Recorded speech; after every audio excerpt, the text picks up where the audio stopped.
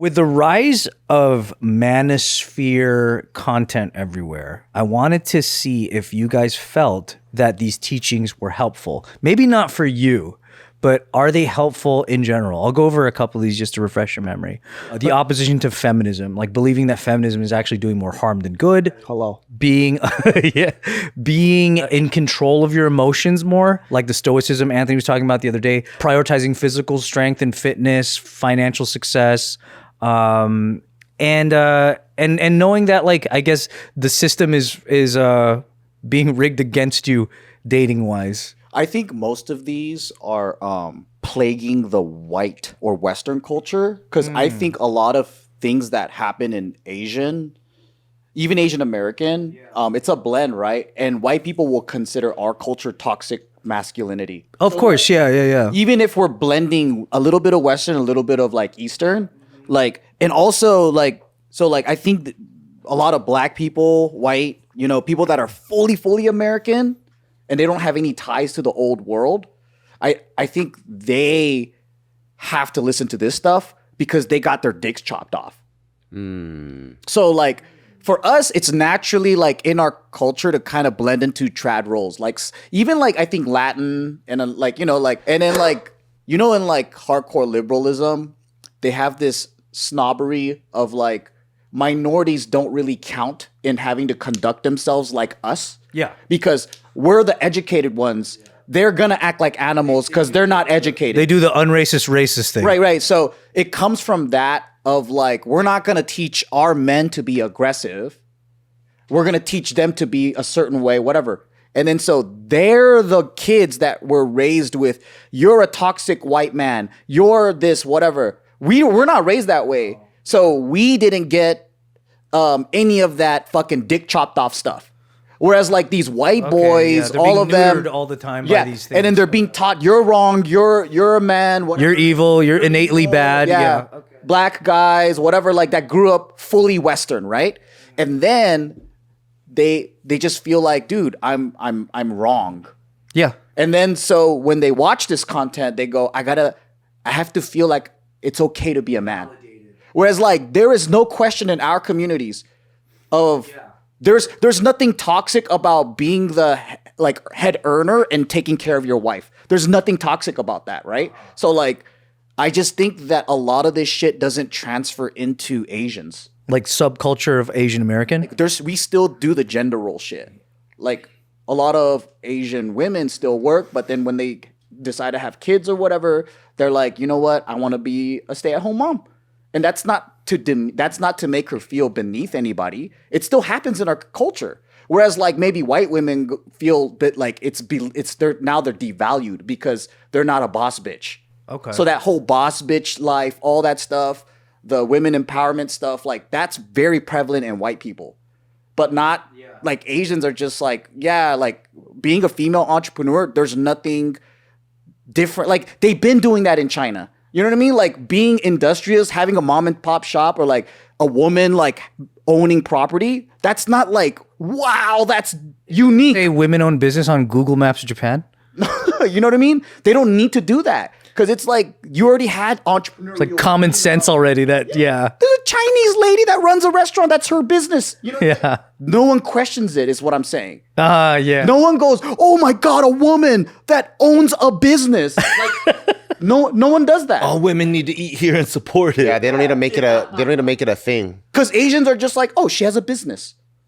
We're industrious. We're business people, right? But it doesn't make her. That's true. It doesn't match. She doesn't need to do this whole I'm independent boss bitch shit. She's just an entrepreneur. That's it. So for the people that are affected by these things, like the I guess the Americans you're thinking of, do you think this is a helpful tool for them to fight back these like kind of feelings that are being forced upon them? I think it's delivered in a very angry, negative way. The Manosphere teachings. I think the problems exist. Yeah. It's like people that are like, hey, like no one wants to talk about this. No one wants to talk about male loneliness, men like doing really horribly in school. Like, and then like there's no services for them. Or like when, during divorce, they're like, they get the shit into the stick. Or whatever. There's like actual issues happening that they're kind of like, help or let's talk about it. And then so since no one's doing it because it's taboo to do it, it goes into this, well, fuck you then. This is how we're going to solve it. And I think, to me, the way I see it is like, you have all these troubled youth teenagers. There's a cry for help. If no one helps these boys out, they're going to go to one of the guys that they think are taking care of them, big brother. What ends up happening? They're going to start joining a gang. And then this guy gives them attention and he's going to give them money. And now he feels like, hey, I have a group. I belong. People love me. I have my bros. Now I get respect. And I'm like, that's what this is creating because we're not serving this group. Yeah. But I think the problems are correct. Like, not correct. I mean, the problems exist, but since there's no one talking about it in a helpful way, it's only one solution. Yeah, that's the same as like, you've got like your Bible, which is apparently like written the same way over like centuries, but put in different people's hands, somebody who's maybe just like seeking faith or like lonely in the heart versus like somebody who takes it to an extremism, and like will go to war for religion and do their crusades like we were talking about earlier. It's not to say that the information or the concept of what is being spoken about or the knowledge or the whatever is like an evil thing. It just depends on who's the prophet sharing that thing, who's the person who's kind of the conduit for that message. And I think it's obviously Andrew Tate is a very, right. He's like polarizing as well. So it's like that's what makes it a more difficult. Anything extreme for the good or the non-profit, you know what I mean? Like we have every version of good and bad in every version of anything that's big or extreme or has a lot of money in it. So like I just think that it's one of those. It's like the concept I get, like Joe was explaining. I think he explained it really well, especially as an Asian. It's like I don't look at this and I'm like, oh man, I needed to hear this. Like it does nothing for me genuinely. I'm more like, duh, like you're talking about personal health or like finances or like trying to be the man of the house. I'm like, I told you, okay, that's not new. But like the, sticking up for yourself a certain way because feminism did this or blah, blah, blah. Like that stuff's like, that's like an experience. So like somebody might be going through that. I'm not going through that experience. Mm-hmm. So I'm like, oh, I can see how this can potentially galvanize a certain group of people that might become more like extremely indoctrinated to a mentality that is like a little bit more loud and aggressive because it's feeling it's combating a more extreme version. And anything too extremes becomes friction somewhere. That's all. I think this is an extreme example of something, even if to some people it's like a great thing. When I see the type of people that get into this stuff, right? Like there's extremes in both ways. You got these hardcore feminist influencers. You got these hardcore like right-wing guys, all them. I don't really see that many Asians because I don't think that we have the same gender wars that they do. Like there's similar things, but it's not as extreme as them. As in like maybe general mainstream America, right? Where like Asian Americanism is like a subculture. Like we're kind of like if Mormons were Americans, but they're like their own little thing. So I think there's some people in our culture that might like fit into this stuff, but like when you see his audience, like or the red pill guys or like whatever, they're not Asians. No, they're not Asians. No, yeah, they're more often white guys. Yeah. Also, because we're pretty lucky that because of our culture, a lot of it is figured out. So if you have like two white guys in a coworker place, right? They go out to eat. They need to figure out who's going to pay for it. Are they going to split it or whatever? And if you go a little bit more extreme, if you have two coworkers from Korea go out to eat, they just know the older one's going to pay for it. Yeah. It's already figured out. So I think a lot of these dynamics, because it's been figured out for thousands of years and it works, there's things that are like, it works so well, why even question it or break it? So if you know that the older is going to take care of it, and then when you become older, you take care of the whole family, and then later on, once you get married, you pass out the red envelope. There's like this whole thing of who you need to become. You're not going like, who do I need to become? You already know who you need to become. So when you know you need to become this person, this man of the house or the woman of the house, and eventually these are the roles you're going to have, and that makes a very cohesive family and a cohesive society. You've seen it happen over and over and over. Yeah, a lot of that stuff, I think you see it and you go, oh, I kind of see where they're coming from, but it's not something that I need to immediately do because I think I kind of know what I need to do already. Do you think it's because black and white Americans kind of hit that reset button? Well, not black people did it they didn't have a choice, right? Yeah. But white Americans, They hit the reset button too. they willingly threw away European like tradition but even now in Europe, they threw away tradition.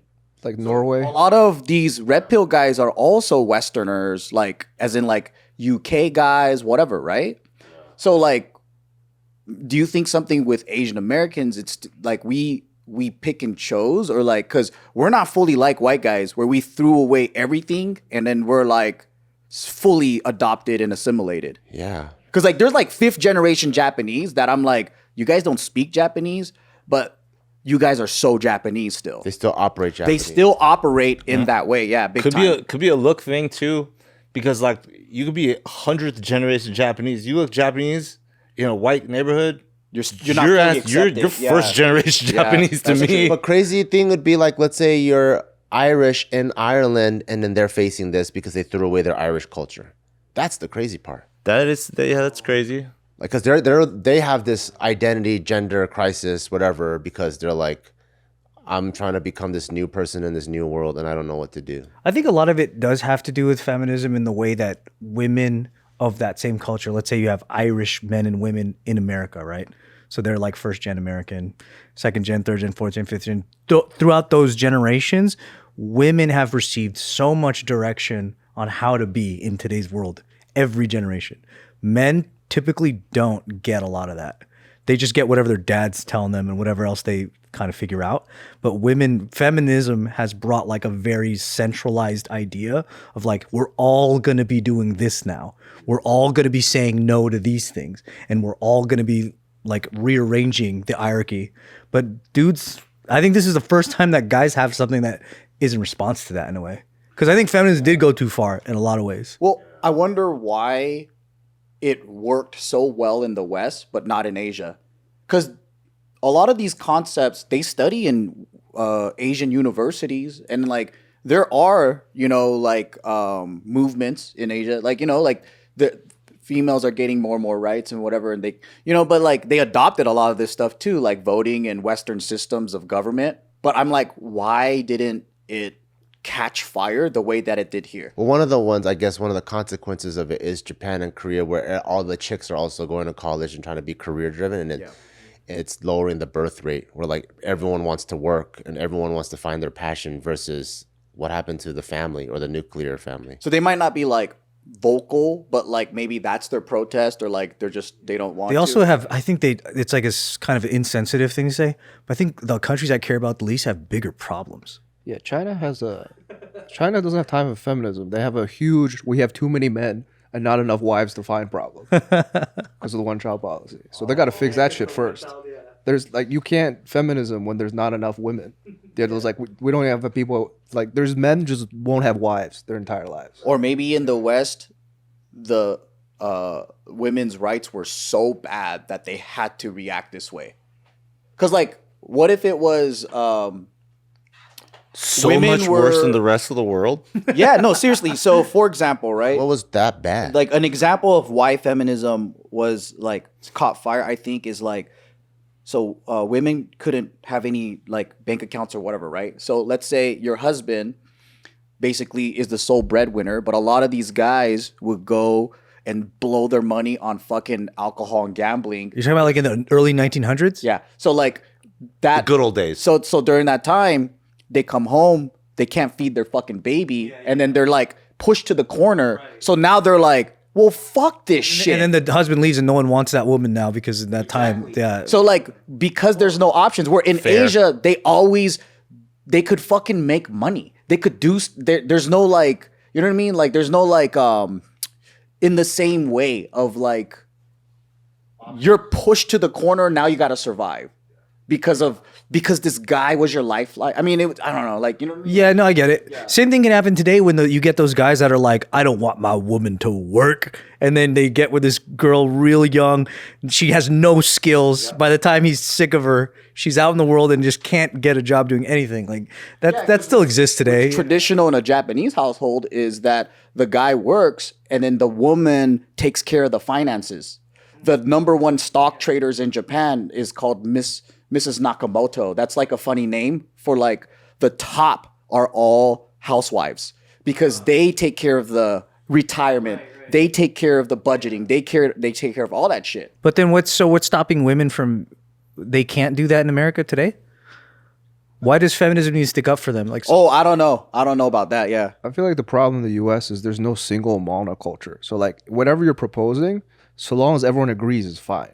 Like Norway, they have like equality and it works for the most part. Like it's way more left than here, but they all subscribe to it. So they're like, oh, okay, like we'll Dutch everything, we'll split everything on the house, whatever. Like whatever is working. But here, like the reason why you have like the Tate pushback, it's like not everyone agrees with the feminism. Some people are like, all right, we're with this, but half is like, no, actually, we don't like any of that. But we're supposed to coexist with our differences, so let's just let whatever slide. But that also means we'll always be angry or we'll always be happy, and that's the land of the freedom, right? We have the freedom to also be pissed off at everything that's happening. Yeah. Because you have freedom, you always have tension. Yeah. I do still think that feminism was an overcorrection, and Manosphere is another overcorrection, in my opinion. I think it's just gonna go like this. Calling something Manosphere is a pretty strong start, though. Like, I understand what they're doing, and I appreciate it. I think the message is good. I don't think the goal is being met quite how they. You think the Manosphere is like slapping feminism enough, though? But both concepts feel like it's driven by a like an attack space. Yeah. Versus like solutions based of like, hey, let's make this a better world for everyone. Yeah. So it's more like, how do I control or defend myself from this phenomenon? So it's very boogeyman based, right? So like in both, it's so simplistic to the point where Manosphere is the reason why is because women. And in the feminist is like the reason why is because patriarchy. It's such a stupid, blanketed, like it's just one. I just don't think people who ascribe to these so hardcore, either side, are really the people who would have dated each other if they didn't. Like, if you look at the top Manosphere guys, do you think they would date the top feminist women? They would have made the best couples, but yeah. Like, I think these guys are like mad about something, these women are mad about something, and they would never meet either way. Like, they're just instead. But what if they hate fucked each other and it was so good? Can we do 15 on it?